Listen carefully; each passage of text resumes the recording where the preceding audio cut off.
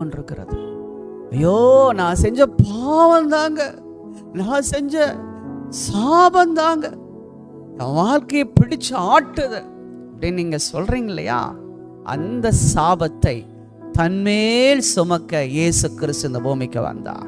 அவர் உங்களை பார்த்து இப்ப சொல்றாரு, என் மகளே, உன் பாரத்தை என் மேல இறக்கி வச்சிரு, உனக்காக நான் ரத்தம் சிந்தியிருக்கேன், என்ன நினை, உன் பாவங்கள் மன்னிக்கப்படும், உன் அக்கிரமங்கள் மன்னிக்கப்படும், உன் மீறுதல்கள் மன்னிக்கப்படும்.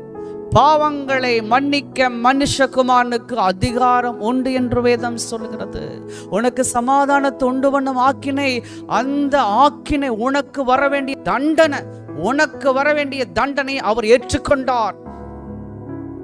ஏற்றுக்கொண்டார் மகளே. இயேசு கிறிஸ்து சொல்றார், உன்னோட தண்டனையை நான் ஏற்றுக்கொண்டேன், நீ நிம்மதியார.